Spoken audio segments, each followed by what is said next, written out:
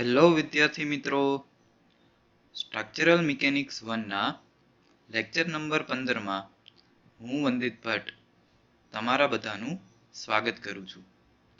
મિત્રો, આપણે example of moment of inertia વિશે વાત કરી રહ્યા છીએ.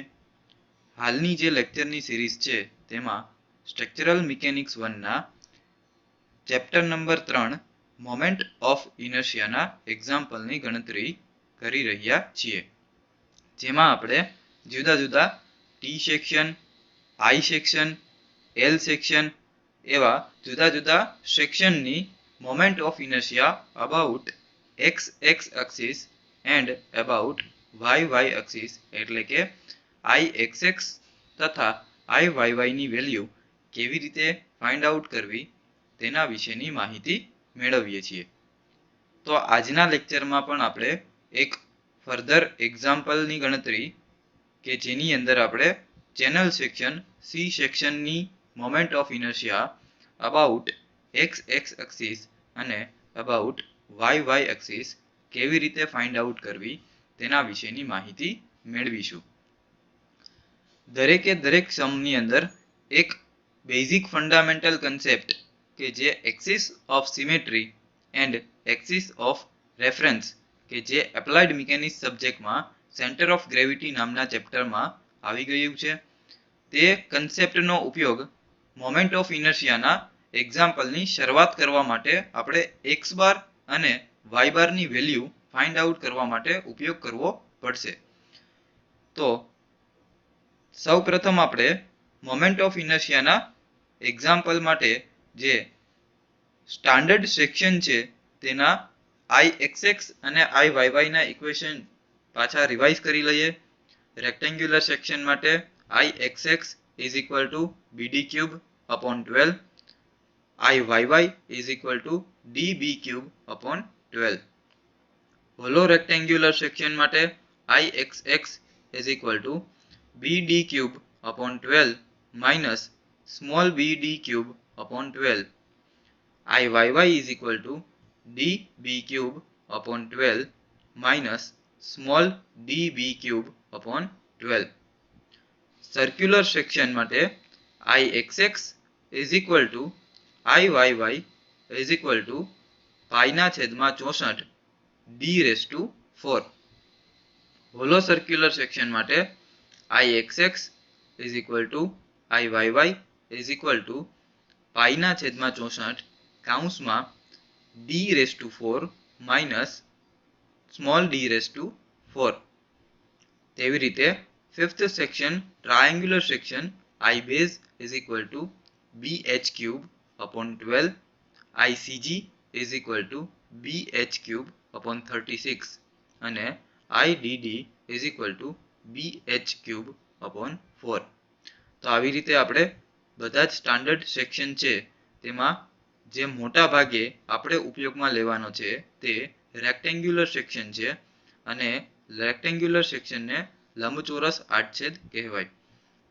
તો આ લંબચોરસ આડછેદનું X X axis about moment of ઇનર્શિયાનું ઇક્વેશન થશે બીડી ક્યુબ અપોન 12 અને લંબચોરસ આડછેદનું Y Y axis about moment of ઇનર્શિયાનું ઇક્વેશન થશે Iyy is equal to db cube upon 12.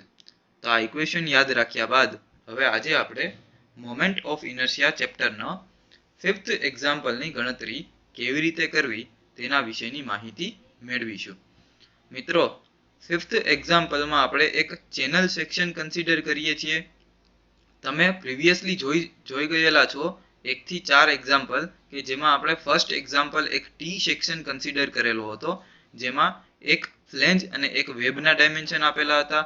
ત્યારબાદ સેકન્ડ નંબરનો જે એક્ઝામ્પલ હતો તેમાં આપણે એક આઈ સેક્શન કન્સિડર કરેલો હતો, જેમાં 2 ફ્લેંજ અને એક વેબ હતી.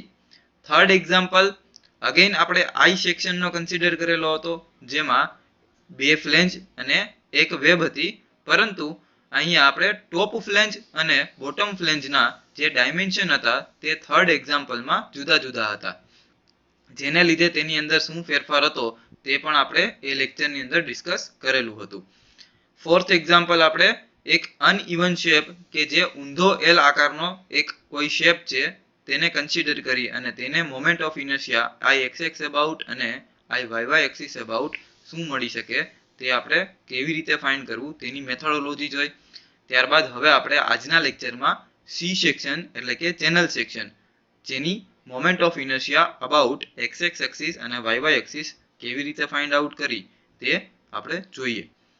તો example 5 find the moment of inertia about x axis and about y axis for this section as shown in figure. ફિગરમાં બતાવ્યા પ્રમાણે આપેલા સેક્શનની એક્સ axis about અને y axis about moment of inertia find out કરવાની થશે. તો સૌથી પહેલા આપણે આ ફિગરની અંદર ઓબ્ઝર્વ કરીએ. મિત્રો અહીંયા તમે જોઈ શકો છો કે એક ચેનલ સેક્શન અથવા તો તેને સી સેક્શન પણ કહી શકાય. તો સી સેક્શનમાં ટોટલ જે ડાયમેન્શન્સ જે આપેલા છે તેને આપણે 3 ભાગની અંદર ડિવાઈડ કરેલા છે. તમે જોઈ શકો છો ચેનલ સેક્શનમાં આપણે સૌથી પહેલા એ વસ્તુ જોવાની થશે કે ટોટલ જે ડાયમેન્શન્સ આપેલા છે તે કેટલા આપેલા છે. તો જોઈએ અહીંયા આપણે કે ટોટલ એક હોરિઝોન્ટલ ડિસ્ટન્સ છે એક બેઝ પોઈન્ટથી આ જે ડિસ્ટન્સ મેક્સિમમ ડિસ્ટન્સ છે એ કેટલું છે 50 mm છે. તેવી રીતે આ જે વર્ટિકલ ડિસ્ટન્સ છે એ ટોટલ કેટલું છે 100 mm. તો આવી રીતે 50 mm એની લંબાઈ x ડિરેક્શનની અંદર છે અને 100 mm છે એ ઊભી દિશામાં એના ડાયમેન્શન્સ આપેલા છે. ત્યારબાદ આપણે હવે ચેનલ સેક્શન કન્સિડર કરીએ છીએ. તો ચેનલ સેક્શનમાં આપણે ટોટલ 3 પાર્ટ સબ પાર્ટ પાડેલા છે. જેવી રીતે આપણે ટી સેક્શનમાં 2 સબ પાર્ટ પાડેલા હતા. 2 રેક્ટેન્ગ્યુલર સેક્શનને આપણે એક આડો પાર્ટ અને એક ઊભો પાર્ટ કન્સિડર કરેલો હતો. આઈ સેક્શનમાં પણ આપણે 1, 2 અને 3 પાર્ટ પાડેલા હતા. તેવી રીતે આપણે ચેનલ સેક્શનમાં પણ 3 પાર્ટ પાડી શકીએ છીએ. ફર્સ્ટ પાર્ટ આડો ફ્લેંજ, પછી સેકન્ડ પાર્ટ છે ઊભો એને વેબ કહે છે અને થર્ડ પાર્ટ છે અગેન બોટમ ફ્લેંજ. તો આવી રીતે આપણે 3 લંબચોરસ આડછેદમાં સી સેક્શનને ડિવાઈડ કરીએ છીએ. હવે દરેકે દરેક જે સેક્શન છે તેની લંબાઈ અને પહોળાઈ એના ડાયમેન્શન આપણે સેટ કરવાના થશે. તો અહીંયા તમે જોઈ શકો છો કે સૌથી પહેલું જે ડાયમેન્શન છે ફર્સ્ટ પાર્ટનું એ મેં આટલો પાર્ટ છે કન્સિડર કરેલો છે કે જેમાં ટોટલ પહોળાઈ અને ટોટલ ઊંડાઈ કેટલી છે. તો આ જે સબ પાર્ટ તમને હાઇલાઇટ કરેલો જે દેખાય છે તેમાં તેની પહોળાઈ કેટલી છે 50 mm અને તેની ઊંડાઈ કેટલી છે આટલો જે પાર્ટ છે તે તેની ઊંડાઈ થશે અને એ કેટલી છે 15 mm. તો આવી રીતે આપણે પહેલા પાર્ટની લંબાઈ અને પહોળાઈ અથવા તો તમે એને ક્રોસ સેક્શનલ પાર્ટની અંદર જોશો તો તેની 50 mm તેની પહોળાઈ થશે અને 15 mm તેની ઊંડાઈ થશે. તો પહેલા સબ પાર્ટનો આપણે ડાયમેન્શન સેટ કરી લીધા. હવે બીજા જે સબ પાર્ટ છે તેનો આપણે ડાયમેન્શન્સ છે એ સેટ કરી શકીએ.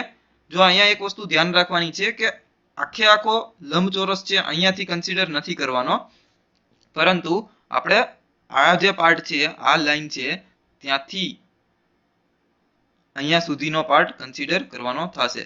તેવી રીતે અહીંયા નીચેના સ્પેસ પણ છોડી દેવાની થશે. તો હવે આ જે પાર્ટ છે હાઇલાઇટ કરેલો લાલ કલરનો ભાગ છે તે કેટલું ડાયમેન્શન છે તે આપણે ડિસાઇડ કરી શકીએ. જો તમે જોઈ શકો છો કે ટોટલ જે લંબાઈ છે આ પાર્ટની એ કેટલી છે 100 mm છે. તો 100 mm ની જે લંબાઈ છે તેમાંથી આપણે ઉપરના 15 mm અને નીચેના 15 mm જોઈ શકો છો. જો આટલો ભાગ છે એ 15 mm છે અને નીચેનો ભાગ પણ કેટલો છે 15 mm છે. તો હવે ટોટલ જે આ વર્ટિકલ ડાયમેન્શન વચ્ચેનું જે વધશે એ કેટલું વધશે 70 mm. તેવી રીતે તેની પહોળાઈ છે એ કેટલી છે 15 mm. તો સેકન્ડ જે પાર્ટ છે તેના ડાયમેન્શન પણ આપણે અહીંયા ફિક્સ કરી લીધા કે 70 mm તેની ડેપ્થ છે અને 15 mm તેની પહોળાઈ છે. હવે આપણે વાત કરીએ થર્ડ પાર્ટની. તો થર્ડ પાર્ટમાં પણ આપણે આ જ ફંડામેન્ટલ ઉપયોગ કરીશું કે એક જે ડાયમેન્શન છે અહીંયાથી ટોટલ આ જે લંબચોરસ છે આ લંબચોરસના ડાયમેન્શન્સ કેટલા છે તે આપણે સેટ કરવાના થશે. તો જે ઉપરનો ભાગ છે તે જ નીચેનો ભાગ છે સેમ એવો જ ભાગ છે એટલે 50 mm તેની લંબાઈના ભાગમાં અથવા તો પહોળાઈના ભાગમાં થશે અને 15 mm તેની ઊંડાઈ થશે. તો 50 mm આ ડાયમેન્શન થશે અને 15 mm આ ડાયમેન્શન થશે. તો આવી રીતે આપણે થર્ડ પાર્ટના પણ ડાયમેન્શન સેટ કરી લીધા. તો હવે તમે જોઈ શકો છો કે ફર્સ્ટ પાર્ટ છે તે કેટલાનો છે, તો કે 50 mm તેની પહોળાઈ છે અને 15 mm ઊંડાઈ છે. તો હવે તેનો એરિયા અહીંયા આપણે દરેકે દરેક પાર્ટના એરિયા ફાઇન્ડ કરવું પડશે. A1 એટલે પહેલા પાર્ટનો એરિયા થશે. તો લંબચોરસ આડછેદ છે, તો લંબચોરસ આડછેદનો એરિયા ફાઇન્ડ કરવાનું ઇક્વેશન શું થાય? પહોળાઈ ગુણ્યા ઊંડાઈ. પહોળાઈ કેટલી છે? 50 છે અને ઊંડાઈ કેટલી છે? 15 mm છે. તો તેવી રીતે 750 mm² તેનો A1 નો ભાગ આવશે. ત્યારબાદ આપણે ડિરેક્ટલી A2 ઉપર આવી જઈએ. બીજો જે પાર્ટ છે તે આટલો ભાગ છે, જે હમણાં જ તમને મેં સમજાવેલું છે કે આ જે પાર્ટ છે તેની લંબાઈ કેટલી છે, અહીંયાથી લઈ અને અહીંયા સુધીનું ડિસ્ટન્સ કેટલું છે, તો કે 70 mm. તો 70 એને ગુણ્યા એની પહોળાઈ કેટલી છે? 15 mm. તો એવી રીતે આપણે તેનો એરિયા ફાઇન્ડ કર્યો 1050 mm². અને થર્ડ પાર્ટ છે 50 ગુણ્યા 15. અગેન આ જે લંબાઈ છે અને આ એની ઊંડાઈ છે. તો 50 ગુણ્યા 15 એટલે શું થશે? 750 mm². તો આવી રીતે આપણે A1, A2 અને A3 નો જે પાર્ટ છે એ ભણી લીધો. હવે ફરી પાછો આપણે એક્ઝામ્પલના મેઇન ફંડામેન્ટલમાં એન્ટર થઈએ કે જે આપણે પ્રીવિયસલી જ્યાંથી એક્ઝામ્પલ સ્ટાર્ટ કરવાનો છે ત્યાંથી આપણે શરૂઆત કરીએ છીએ કે દરેકે દરેક એક્ઝામ્પલમાં તમે એપ્લાઇડ મિકેનિક્સના બે મેઇન ફંડામેન્ટલનો ઉપયોગ કરેલો છે, જે એક્સિસ ઓફ સિમેટ્રી અને axis of reference. Axis of symmetry નો મતલબ શું થશે? તો કે કોઈ પણ એક્સિસથી જો એ બે એલિમેન્ટનો એક સરખા ભાગમાં વિભાજિત કરતી હોય તો તે એક્સિસથી આપણે આપેલો સેક્શન છે એ સિમેટ્રિક છે, અથવા તો જો ન ભાગ સરખા પાડતા હોય તો એ એક્સિસ અબાઉટ એ સેક્શન છે એ બે સરખા ભાગ નથી પાડતા. તો અહીંયા આપણે જોઈએ સૌથી પહેલા કે આપણે વાય એક્સિસ કન્સિડર કરીએ. આ ઊભી એક્સિસ છે, તો ઊભી એક્સિસથી એક જમણી બાજુનો ભાગ અને એક ડાબી બાજુનો ભાગ. હવે તમારે એ ડિસાઇડ કરવાનું થશે કે જમણી બાજુમાં જેટલો પાર્ટ બનશે આ લાઈનથી જમણી બાજુ જેટલો ભાગ છે એવો જ ડાબી બાજુનો ભાગ છે, તો કે નથી. તમે જોઈ શકો છો જો આટલો ભાગ અને આટલો ભાગ છે, તેવી રીતના અહીંયા નીચેનો ભાગ આટલો છે અને આ બાજુનો કેટલો ભાગ છે? અહીંયાથી આખો સી સેક્શન બને છે. તો ઓબ્વિયસલી અહીંયા બંને ભાગ છે એક સરખા દેખાતા નથી, એટલે આપેલો સી સેક્શન છે વાય એક્સિસ થી સિમેટ્રિક નથી. પરંતુ હવે જોઈ શકીએ કે એક્સ એક્સિસ થી બંને સરખા ભાગમાં વિભાજિત થાય છે કે નથી થતા. તો જોઈ શકાય છે કે આટલો ઉપરનો ભાગ છે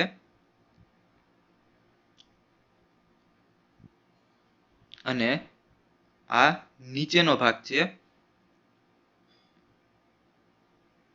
એ બંને એક સરખા છે. તમે જોઈ શકો છો ઉપરનો ભાગ અને આ નીચેનો ભાગ બંને એક સરખા ભાગમાં વિભાજિત થાય છે, જેથી આપણે શું સ્ટેટમેન્ટ આપી શકીએ કે આપેલો ચેનલ સેક્શન છે એ એક્સ એક્સિસ અબાઉટ સિમેટ્રિક છે, એટલે કે બે સરખા ભાગમાં વિભાજિત થાય છે.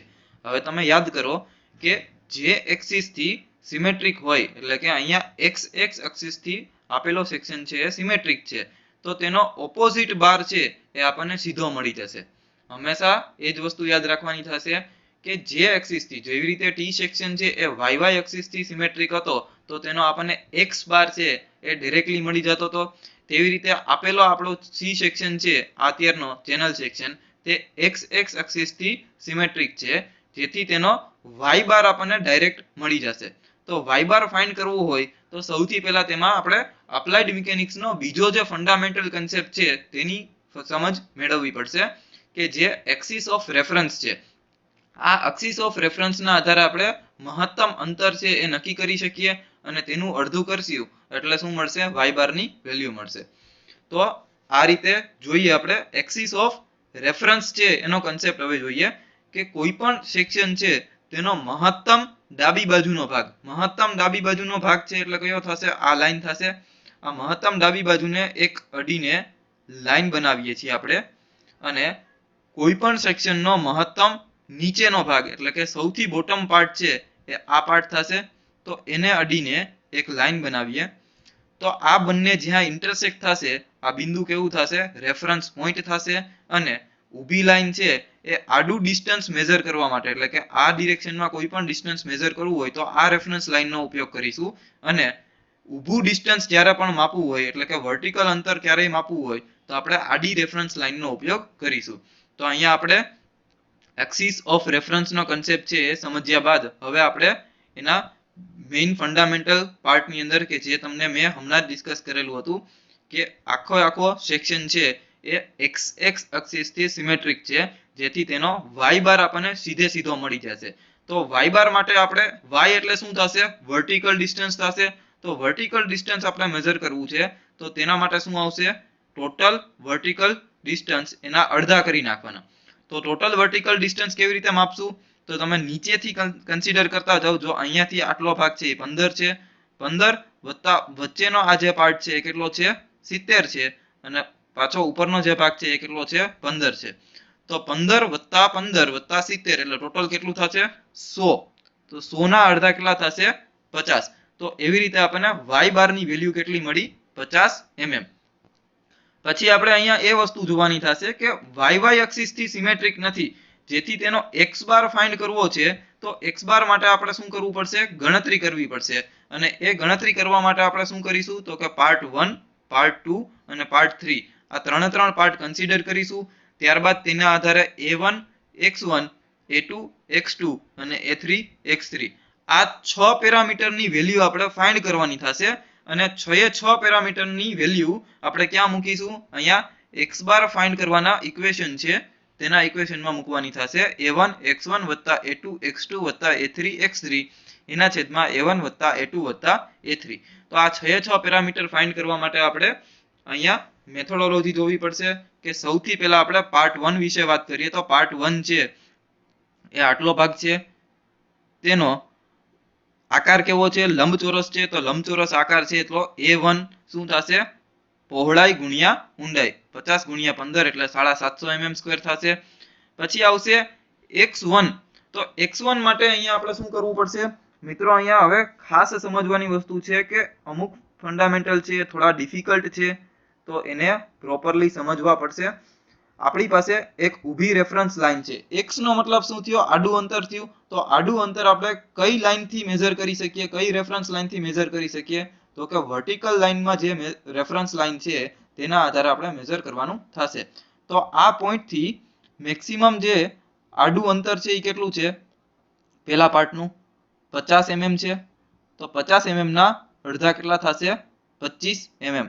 તો આવી રીતે આપણે x1 ની વેલ્યુ શું મળી? 25 mm. ત્યારબાદ આપણે બીજો જે પાર્ટ છે આટલો ભાગ છે તે ભાગમાં તેનો એરિયા શું થશે? 70 ગુણ્યા 15 એટલે 1050 mm² આવશે. હવે x2 છે એ કેવી રીતે ફાઇન્ડ કરવું? તો આડું અંતર છે x2 નો મતલબ એટલે કે સેકન્ડ પાર્ટનો x ડિસ્ટન્સ છે એ શું હશે? તો એના માટે પણ આપણે વર્ટિકલ રેફરન્સ લાઈન કન્સિડર કરવી પડશે. તો વર્ટિકલ જે રેફરન્સ લાઈન છે તેના આધારે આપણે x ડિસ્ટન્સ માપી શકીએ. તમે જોઈ શકો છો કે આ જે ટોટલ એની પહોળાઈ કેટલી છે? 15. 15 ના અડધા કેટલા થશે? 7.5. તો અહીંયાથી આ રેફરન્સ લાઈનથી આટલું ડિસ્ટન્સ કેટલું થશે? 7.5 જેટલું થશે. એટલે x2 ની વેલ્યુ કેટલી આવી? 7.5. ત્યારબાદ આપણે થર્ડ પાર્ટની વાત કરીએ તો અગેન જે પહેલો પાર્ટ છે એવો જ ત્રીજો પાર્ટ છે અહીંયા. તો એના માટે પણ x3 ની વેલ્યુ કેટલી આવશે? 25 mm આવશે. રેફરન્સ લાઈન છે આ રેફરન્સ લાઈન થી ટોટલ આડું ડિસ્ટન્સ 50 છે. 50 ના અડધા 25 થશે અને a3 પણ સેમ છે 50 ગુણ્યા 15 એટલે 750 mm². તો આવી રીતે આપણે 6 પેરામીટરની વેલ્યુ મેળવી લીધી. હવે x બાર નું ઇક્વેશન છે શું છે? a1 x1 a2 x2 a3 x3 એના છેદમાં a1 a2 a3. તો 750 એને ગુણ્યા 25 એટલે a1 * x1 1025 એ શું છે? a2 ની વેલ્યુ છે. 75 શું છે? સોરી 7.5 શું છે? તો કે એ વેલ્યુ છે x2 ની વેલ્યુ છે. પછી a3 ની વેલ્યુ 750 છે અને x3 ની વેલ્યુ છે એ 25 છે. તો તેવી રીતે નીચે 750 + 1050 + 750 એટલે કે a1 + a2 + a3 આવી રીતે આપણે ત્રણ વેલ્યુ છે એ ફાઇન્ડ કરી લીધી. 6 પેરામીટર્સના આ વેલ્યુ x બાર ના ઇક્વેશનમાં મૂકી તો x બાર ની વેલ્યુ શું આવી? 17.79 mm વેલ્યુ આવી. તો અહીંયા મિત્રો આ વસ્તુ સમજવાની થશે કે x બાર ની વેલ્યુ કેટલી આવી 17.8 કન્સિડર કરી શકાય 79 એટલે શું થશે 17.8 કન્સિડર કરી શકીએ આપણે y બાર ની વેલ્યુ આપણને 50 આવી અને x બાર ની વેલ્યુ આવી 17.8 તો આનું cg આ બંને વેલ્યુ ઉપરથી x બાર અને y બાર ઉપરથી આપણે શું લોકેટ કરી શકીએ એનું g પોઈન્ટ લોકેટ કરી શકીએ તો ઊભી લાઈન છે એ અહીંયા છે અને આડી રેફરન્સ લાઈન છે એ બોટમ પાર્ટમાં છે તો વર્ટિકલ ડિસ્ટન્સ છે એ કેટલું છે આપણી પાસે ટોટલ y બાર ની વેલ્યુ કેટલી છે તો કે 50 જેટલી છે તો એ 50 ડિસ્ટન્સ છે અહીંયા ક્યાંક આવશે ટોટલ આખું છે એ 100 છે તો 100 ના અડધા કેટલા થશે 50 થશે અને આડી રેફરન્સ લાઈન છે એટલે કે આડું અંતર છે એ શું છે તો કે 17.8 તો તમે જોઈ શકો છો કે 50 છે આટલું ભાગ છે નીચેથી વર્ટિકલ ડિસ્ટન્સ 50 અહીંયા ક્યાંક આવશે અને આ બાજુથી આ વર્ટિકલ લાઈન થી આડું ડિસ્ટન્સ છે 17.8 અહીંયા ક્યાંક આવશે એટલે આ બંનેનું ઇન્ટરસેક્શન પોઈન્ટ છે એનો G પોઈન્ટ થાય એને સેન્ટર ઓફ ગ્રેવિટી પોઈન્ટ કહે છે દરેકે દરેક સેક્શનમાં આવી રીતે G પોઈન્ટ આપણે લોકેટ કરેલો જ છે ત્યારબાદ હવે વાત કરીએ IXX1 IXX2 અને IXX3 ત્રણ પાર્ટ છે આપણી પાસે એટલે પહેલા પાર્ટનું IXX1 બીજા પાર્ટનું IXX2 અને ત્રીજા પાર્ટનું IXX3 તો હવે આપણે જોઈએ IXX1 નું જનરલ ઇક્વેશન છે IG AH નો સ્ક્વેર તો IG એટલે શું થશે તો કે જે તે પાર્ટ છે તેનો શેપના આધારે તેનું મોમેન્ટ ઓફ ઇનર્શિયાનું ઇક્વેશન છે તો પહેલો પાર્ટ છે એ લંબચોરસ છે લંબચોરસનું x એક્સિસ અબાઉટ નું ઇક્વેશન શું થાય b d³ એના છેદમાં 12 તો b ની વેલ્યુ કેટલી છે 50 d ડેપ્થ 15 નો ક્યુબ એના છેદમાં 12 વત્તા એરિયા શું થશે પહેલાનો 750 mm થશે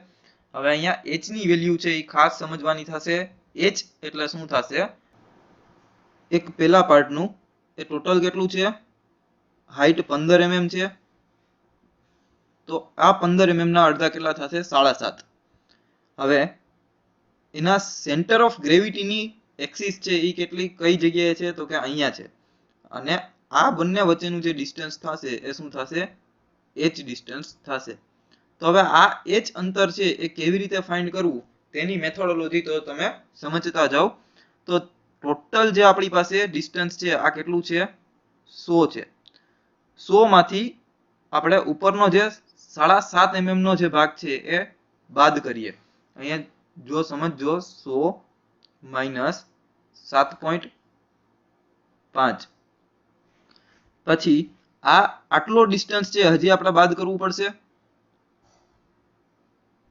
તો આપણને જે આપણે બે લાઈન વચ્ચેનું અંતર જોઈએ છીએ એ મળી જશે તો આટલું ડિસ્ટન્સ કેટલું છે -50 તો આવી રીતે આપણને 100 માંથી 7.5 માઈનસ 50 એટલે મળી જશે આપણને વેલ્યુ તો એ કેટલું આવશે જો અહીંયા તમે જોઈ શકો છો એ જ ફંડામેન્ટલ નો ઉપયોગ કરેલો છે કે 50 માંથી આપણે 7.5 જેટલી વેલ્યુ બાદ કરી અહીંયા ડાયરેક્ટલી એને શું કરી નાખ્યું છે કે એક તો આ 50 છે અને 50 માંથી ઉપરના 7.5 છે એ બે વેલ્યુ બાદ કરી નાખી ટોટલ જે 50 mm છે એમાંથી 7.5 બાદ કરી નાખો એટલે શું મળશે તમને સેન્ટર ઓફ ગ્રેવિટી ના પહેલા પાર્ટનું h નું ડિસ્ટન્સ મળશે તો તેની વેલ્યુ આવશે 1.368 ગુણ્યા 10 ની 6 IXX2 માટે IG AH² તો અહીંયા વર્ટિકલ પાર્ટ છે વર્ટિકલ પાર્ટ આવી રીતના છે એના માટે પણ એક્સેસ માટે b d³/12 તો bd³/12 ઉપરથી આપણે ઇક્વેશન મૂકીએ 15 ગુણ્યા 70 નો ક્યુબ અપોન 12 વત્તા 1050 વત્તા 0 h ની વેલ્યુ અહીંયા 0 કેવી રીતે થશે એ સમજવાનું થશે તમે જોઈ શકો છો કે આ ઇક્વેશન છે આપણે બેઝિકલી શું જોઈએ છીએ તો કે જે તે પાર્ટ ની સેન્ટર ભાગ જો આ જે પાર્ટ છે એનું હાફ ડિસ્ટન્સ કેટલું થશે 35 જેટલું થશે ટોટલ હાઈટ કેટલી છે 70 છે 70 ના અડધા કેટલા થશે 35 એ અહીંયા ક્યાંક આવશે અને આપણો જે સેક્શન છે તેની સેન્ટર ઓફ ગ્રેવિટી ની લાઈન છે એ ક્યાં પાસ થાય છે એ જ લાઈન માંથી પાસ થાય છે તો મતલબ કે એ બંને વચ્ચેનું કોઈ વર્ટિકલ ડિસ્ટન્સ આવતું નથી ઊભું અંતર આ પહેલો પાર્ટ છે તેની સેન્ટર લાઈન અને આ જે લાઈન હતી એના વચ્ચેનું જે ડિસ્ટન્સ હતું તે h ડિસ્ટન્સ હતું તેવી રીતે આપણે અહીંયા કોઈ એવું ડિસ્ટન્સ જ નથી જે આડું અને ઊભું. આડું ડિસ્ટન્સ છે એ શું છે, આ જે પાર્ટ છે તેની ગ્રેવિટીની લાઈન પણ એ જ જગ્યાએ છે, અને લોકેશન છે જે બીજો પાર્ટ છે તેનો સેન્ટર પાર્ટનું લોકેશન છે એ પણ એ જ જગ્યાએ લોકેટ થયેલું છે, જેથી h ઇઝ ઇક્વલ ટુ કેવું આવશે, 0 આવશે. તો તેની વેલ્યુ આવશે અગેન 428 750 mm/4. અને Ixx3 ની વેલ્યુ સેમ આવશે કેમ કે ઉપરનો ભાગ અને નીચેનો ભાગ કેવો છે, સેમ છે, એટલે 1.368 ગુણ્યા 10 ની 6 એ વેલ્યુ ને ત્રણે ત્રણને Ixx1 વત્તા Ixx2 વત્તા Ixx3 કરીશું એટલે ટોટલ Ixx ની વેલ્યુ આવશે 3.164 ગુણ્યા 10 ની 6 mm/4.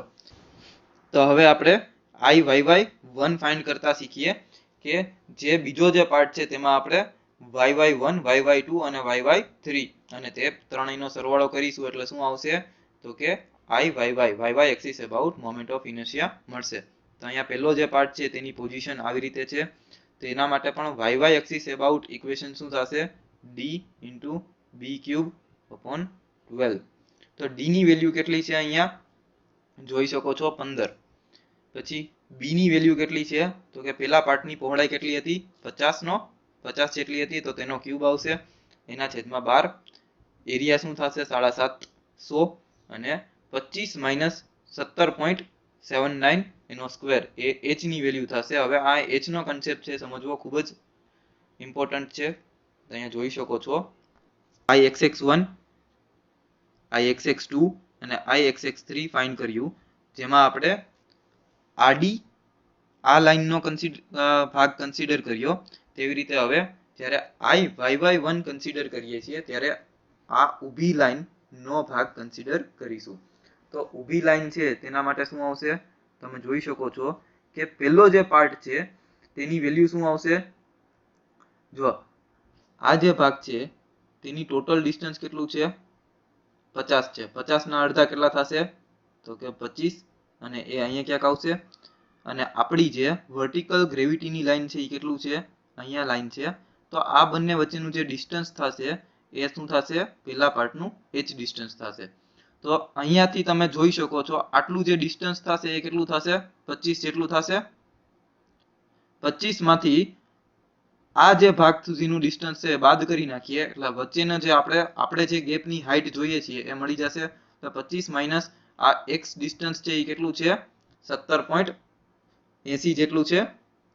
તો એ વેલ્યુ જ આપણે મૂકેલી છે, તમે જોઈ શકો છો કે 25 - 17.79 એનો હોલ સ્ક્વેર એટલે વેલ્યુ આવશે 195 238 mm/4. ત્યારબાદ આપણે Iyy2 વિશે વાત કરીએ તો એમાં પણ સેમ ઇક્વેશન આવશે Ig વત્તા ah નો સ્ક્વેર.